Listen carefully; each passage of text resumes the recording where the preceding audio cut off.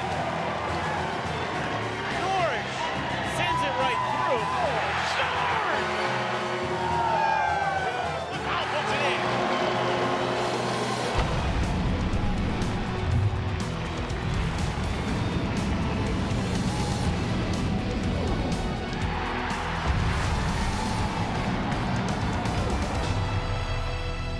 It is hockey night in Rochester as we welcome you inside the Gene Policini Center on the campus of the Rochester Institute of Technology, where tonight RIT will take the ice in search of its first win of the season against RPI. Number 30, Logan Drackett, will get the start in net for the Tigers tonight. The freshman coming off a 41-save performance against Northeastern last Saturday.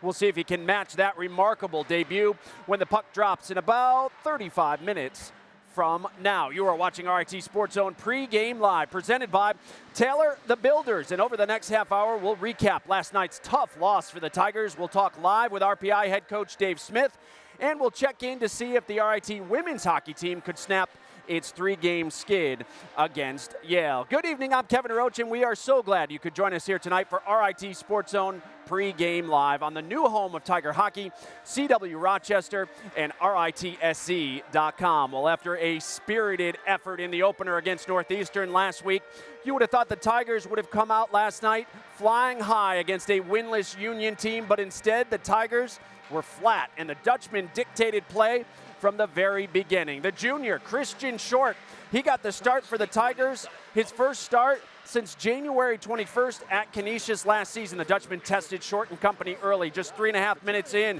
off the line change. Greg Campbell catches the Tigers going 5-hole on Short, unassisted, to give Union a 1-0 lead. Later in the period, strange play here. Tigers killed off the penalty, but Union catches a break as Brett Sapinski throws it at the net. A bad angle somehow goes in, gives Union a 2-goal lead. Just moments later, Union on the attack again. Jack Adams to freshman Joseph Campolito, his first of the season, and Union was up 3-0. The Tigers came in with much more energy in the second period. Adam Brubaker in front, no, but Eric Brown, the team leading scorer a year ago, he's leading the team so far this season. That's his 3rd goal of the year right there.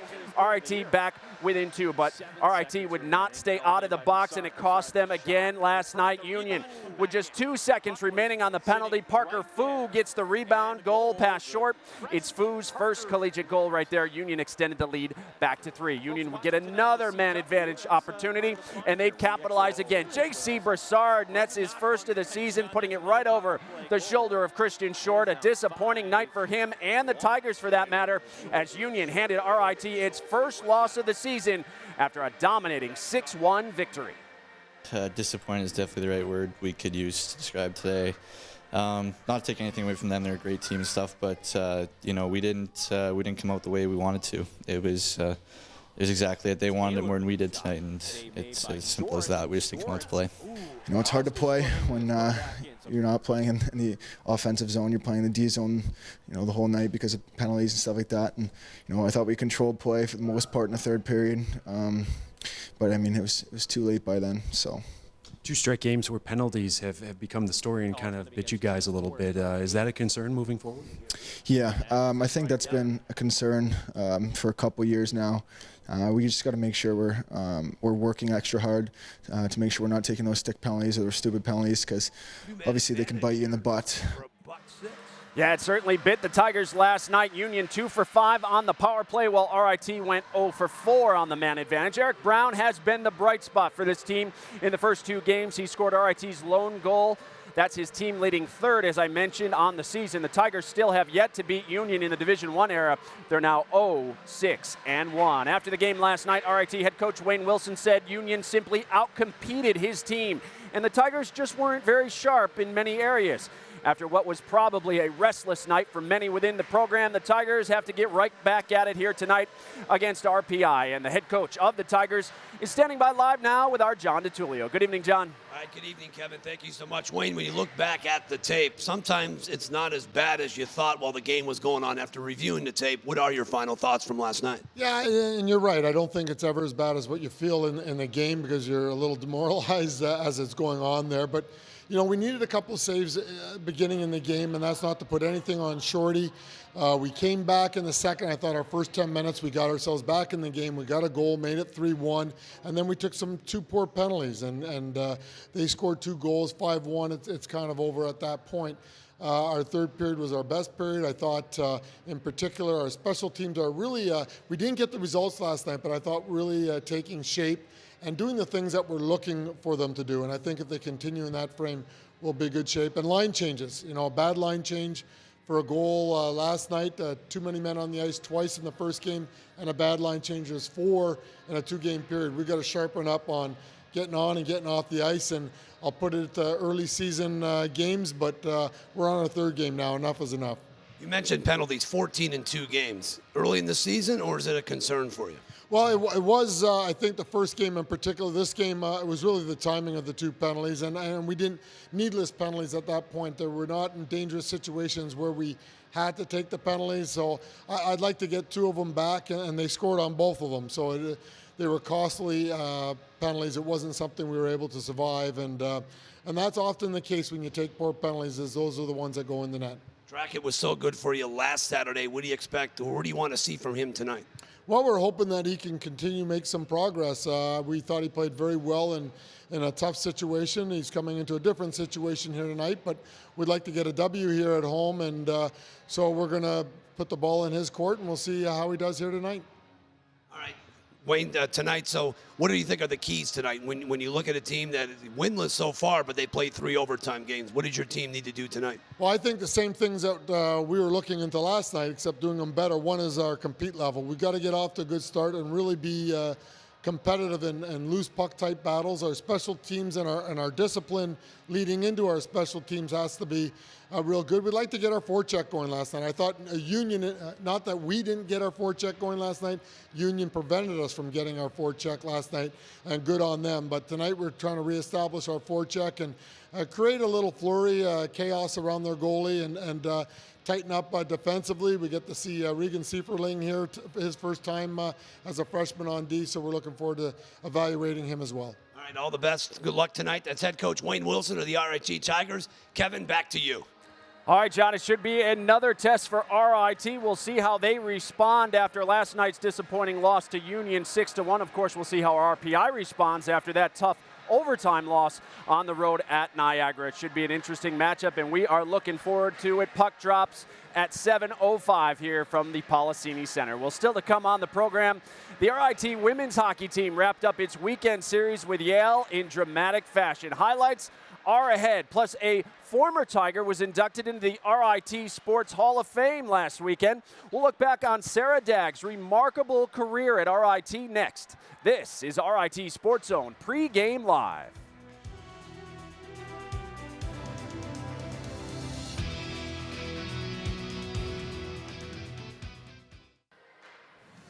Welcome back to RIT Sports Zone Pregame Live. The corner crew getting ready for a big game tonight. They'll make their presence felt as always as RPI and RIT face off tonight. Well, Kim Bernston is standing by live with the head coach of RPI, Dave Smith. Good evening, Kim.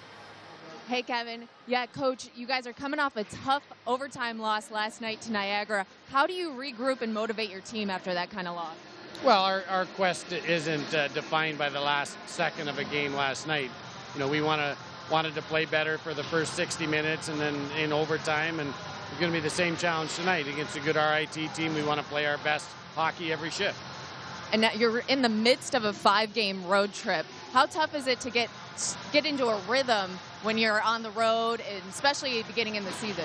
Yeah, this is all new coach, new team, new togetherness, and being on the road is actually a great thing. We brought all of our entire roster, and we get to experience the ups and the downs and the meals and the hotels, and we get to do that for the first time, split opponents. So it's all a positive experience and one that we're definitely growing from. And I know, so early in the season, not a lot of tape to study on RIT, but being familiar with the conference, coaching at Canisius, what are you prepared to see from the Tigers tonight?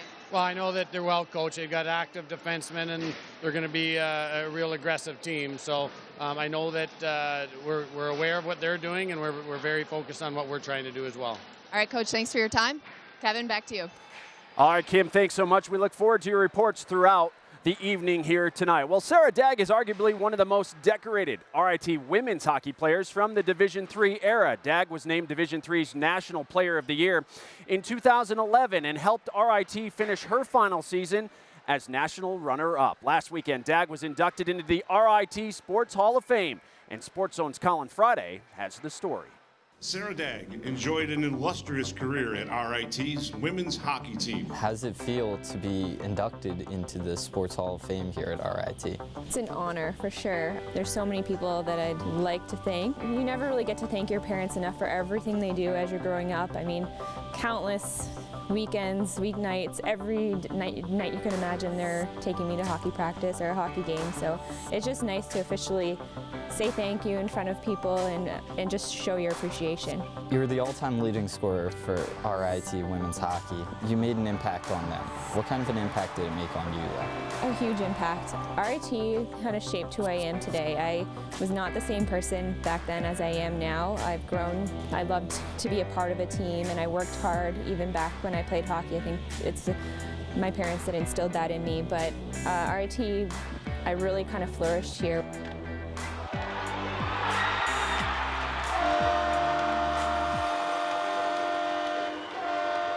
Is there any advice you could give to some of the younger players that are in the program now, looking ahead towards real life after college?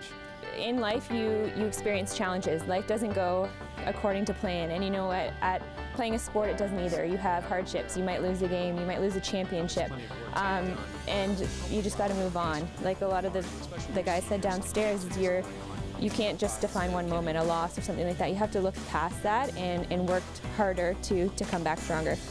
Your senior year, you guys made it all the way to the national championship, come up a little bit short. Year after that, they win it. Year after that, they move on to D1. Does it sting a little bit to not have been able to have been a part of that? Yes, absolutely. I mean, I wish I would have won when we had the chance to win, but looking at the whole picture and women's hockey has grown tremendously over the last 10 years. When I came to RIT, we were supposed to go D1 much sooner than what we did, and I wished I would have been able to play D1, but you need to have a strong base, and you need to win, and you need to have a good team to move on and play at that level. And I think a lot of the girls that I played with in all my years, it kind of all led up to moving to Division I and winning a championship. I'm so happy for the girls now that get to come here and play at this beautiful rink, play Division I. All the girls leading up to that, even girls way before me, like Jen Grunsky that played many years ago, that helped the program move to where it is now. I believe Cassie Clayton will get credit What for a that. career and what an impact Sarah Dag had on the RIT women's hockey team. She remains the all-time leader in points at RIT with 154. She ranks first in assists with 91 all-time. Her goal tally puts her fifth on the all-time list, while maybe her most impressive stat of all, shorthanded goals. She had 9 during her 4-year career here, and that is tied for the top spot with her former teammate, Katie Stack. Well, meanwhile, the RIT women's hockey team, they were on the ice this weekend, wrapping up their weekend series with Yale and trying to snap a 3-game losing streak. Tigers still looking for that first win on home ice this season, and we have the highlights for you from earlier today. We pick up the action midway through the first period. Tigers would get on the board, a scramble in front of the net. The puck squirts out to Tori Haywood, who slips it past Tara Hoffman. RIT had a 1-0 lead. Yale tied the game in the second, so the Tigers and Bulldogs would go to overtime, and just 30 seconds in, we're giving it away, but that's okay. Kendall Cornine in the right place at the right time. The backhander goes for the game winner.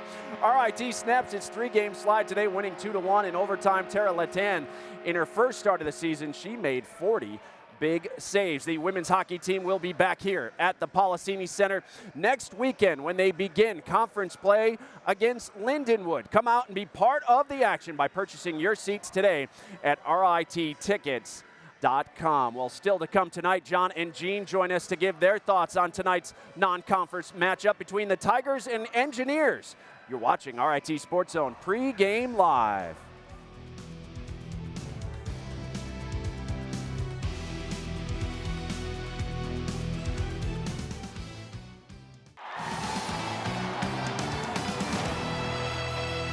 Tigers are going to change on the fly, get this in really quick, as racing up the ice, opportunity, and a goal right through. 1-0 Union as the Tigers get caught in a line change. Union controlling the puck here. Verduck is joining the defense here. Puck pinballing around. Now it'll come along their side. Shot off the post. No, they're going to put the red light on. A bad angle goal for Union. It's now 2-0. That's an even strength goal. Yeah. 2-0 hole here with a little over 6 minutes remaining. Ooh, here's a shot. It's a 3-0 lead. Campolieto with the goal, his first of the season, and now Union up to a 3-0 lead. Now the opportunity for the Tigers in front is joining the attack. Was Brubaker, and it'll trickle in. And the Tigers lead, have cut the lead to 3-1 as Brown will get his third of the year. 7 seconds remaining, held in by Broussard. Broussard the shot in front, the rebound, and put back in. Puck was sitting right there, and the goal, the freshman Parker Fu, the draft pick of Chicago, his first goal of the season, and that does come on the power play with 2 seconds remaining. They'll find Taylor in the shot. Save made by Short, and then Short lost his footing and is put back in. So Christian Short never got the handle on it, and now it is 6-1. Yeah, if you're just joining us here tonight on RIT SportsZone Pregame Live, you just saw how Union skated to a convincing 6-1 victory over the Tigers last night. If you miss any home games this season, we've got you covered. You can watch the highlights on our website, RITSC.com. Just click on the Hockey Central button. Well, tonight RPI is in town to face the Tigers. The Engineers come in after suffering that 4-3 overtime loss at Niagara down the thruway last night. While it's RPI's first trip to the Policini Center, these two teams have met 7 times in the past. RPI leads the series with a 6-1 record. Last year, RIT rallied from a 3-1 second period deficit only to lose 6-3. The Tigers' lone victory came all the way back in 1986. Well, there's no question that Chase and Brady Norris are the heart and soul of the Tigers' blue line. Losing them both to injury last season was devastating, both on the ice and in the locker room. Last night, Coach Wilson disclosed to us that Brady has re-injured his ACL and may miss the season depending on what the doctors say next week. Joined now by John DiTullio, who had the chance to sit down with the Norris twins prior to Brady going down in practice with an injury again. John, it was a long road back for both of these guys in the offseason, but as much as their absence hurt the team, it certainly helped a lot of the young blue liners who had to step in and be ready on the fly. You're right, Kevin. That would probably be the one positive, is that there's a lot of players that earn valuable ice time when Chase and Brady both went down. But let's face it, expectations were high, but those expectations were shattered as their NCAA tournament hopes were when both Brady twins went down with the same injury. With the Norris twins, this is your top power play unit this year. Oh, from way out! That's the co-captain. Number 8, Chase Norris, has tied the game. What are the odds 2 brothers never get hurt, get the same injury, the same exact injury? Pretty unheard of. Safe to say. Yeah, I've never heard of it happening, but I'm not really sure. We've just kind of scratched our heads a little bit, and could be genetic or something like that, but who knows? It just it happened, and that's it. I remember getting a text from my mom the day he did his, and she was obviously disappointed and unhappy, but I think the word she said was, "Why do you have to do everything together?" Did you guys then, I guess, rehab together then? I guess if you're going to go through a major injury, you know what? You hate to see it happen to your family member, but did that help going through it with your brother, the rehab? Yeah, I think it helped quite a bit. Obviously, we've been this far together. We've always kind of done things together, so it was weird that we were rehabbing at the same time. But yeah, it definitely helped us for sure. I was kind of playing catch up a little bit because he did get hurt before I did, but. Yeah, it was kind of, it helped us kind of push ourselves and stay on track and just make sure that we were being smart and making sure that we were coming back ready to play. That's kind of been our whole lives. We've always been pushing each other and stuff like that. So, I mean, when you're doing rehab together, you're trying to push each other again just to get that much stronger, get back to where we were. And how frustrating was it for both of you to see this team, which many picked to be the first in the league, to watch the season end the way it did? And how frustrating was that for you? Can Niagara steal this? Rediker scores!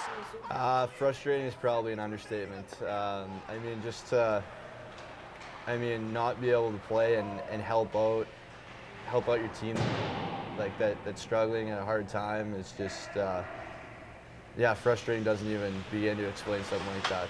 Becomes very difficult as a captain when you're in street clothes to come in between periods and say anything to the players because you're not playing. There's nothing you can do about it. As the season has come to an end for these RIT Tigers. I think for anybody who's gotten hurt and have to watch your team kind of struggle a little bit and not perform as best as we could, I think it's hard to watch for anybody. It is what it is. You know, you battle through it and you come back as prepared as you can and you just move forward and you get excited to play. When you're looking for positives out of everything, I think we're a better team because of it. Out this goes Crouper, didn't take it, and it scores! That's the first collegiate goal for Darren Brady. A lot of young defensemen got a lot of quality ice time and are making decisions very, very difficult this year because of the improvement and the ice time that they were able to receive to make us a better team. I mean, we're just really excited to have the group of guys that we do this year. Our goal set this year is just to focus on, you know, starting one period at a time and one shift at a time and just go from there. Chase Norris, the feed in! 6th of the season for Chase Norris, and the Tigers are on the board. Game on. Well, thanks very much, Kevin. And John, as you take a look at the defense for the Tigers, I think Wayne Wilson said it. You have Darren Brady, you have Adam Brubaker, you have Matt App, you have depth on the blue line. There's no question, but the fact remains when those two went down last year, it affected so many things. It affected their back end, it affected their special teams. And according to Wayne, they will leave a legacy beyond what I think people understand. The year since they went Division I, maybe two of the best defensemen he's had. It includes guys like Chris Tanev, who's in the NHL, but Wayne loves both of these kids. But losing now Brady for the year, devastating for that blue line. John, can a goaltender give his team energy? No question. I think sometimes you're as good as your goalie. We have seen RIT make runs in the NCAA. Let's face it, great goaltending, you can ride that a long way. And when you're off, it's like a pitcher. Sometimes a pitcher can pick a team up when they're not hitting and when they're not playing well defensively and they're having line-changing problems. Sometimes that's when a goalie can camouflage some of your issues. We've got to see that again tonight from Draken. We saw it last Saturday, taking all those penalties. He bailed them out, played extremely well. Got to see it again tonight. For the RPI Engineers coming in here, first time at the Policini, you know, a veteran team back on the blue line. Their team captain, Jared Wilson, our player to watch. Wilson has been a mainstay on that blue line since his freshman year. Talk with Wayne, gritty, tough, this team. They make you earn it. It's like, you know, Union, a little bit like to get up and down a little bit. RIP, a little bit more physical. He expects a very physical game tonight. There's no question about it. Now, this team has played 3 games this year, and every game has gone to overtime, including the one they lost last night to Niagara. For the RIT Tigers, the offense has only come from 2 players so far. Miles Powell with 1 goal, but 3 goals, including 1 last night. Eric Brown. Brown using that big frame, Johnny. You know, we remember Tyler Brenner, that same kind of frame who played here years ago. They put him in front of the net. He's a tough kid to move. It led him in scoring last year, and he's off to a flying start this year. Number 16, a key player to watch for RIT tonight. Well, the Tigers, here's an opportunity for RIT to get their first win of the season. What has to happen tonight? Well, I mean, it starts with got to play smart. You got to have a better start. I mean, we saw them lay an egg in the first. This game was over after the first 20 for the most part. Keep it clean. 14 penalties in 2 games. Let's get those line changes. Let's quit getting too many men on the ice. And if you're RPI, that means no overtime. Okay. No overtime. Can't go to another overtime game, right? 4 for 4. There are 2 ties against Ohio State, and then they lost last night at Niagara. Yeah, so this will be a good one here, Kevin. Whenever you're taking on an ECAC game, an opponent tonight, Tigers will have their hands full. A little worried about a Penn State game tonight, so he certainly doesn't want to see overtime, and we're hoping that we don't as well. Thanks so much, guys. We'll see you at the top of the hour. The lights are out, and that means it's almost time for us to get out of here and give it back to John and Gene so they can bring you all the action. We'll do that next. This is RIT Sports Zone Pre-Game Live.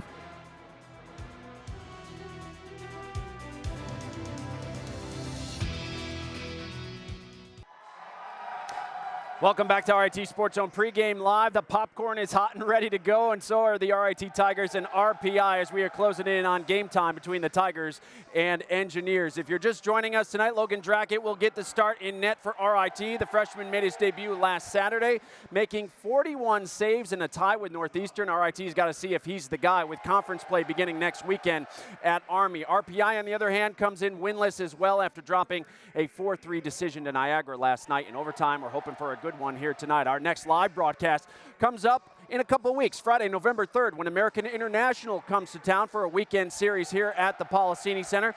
Please note that this will be live on RITSE.com that night beginning at 6:30 with RIT Sports Zone Pregame Live. The broadcast will be delayed on CW Rochester. That'll start airing at 10 o'clock on the 3rd. If you've never been out to a campus for a game here at RIT, come join us sometime this season.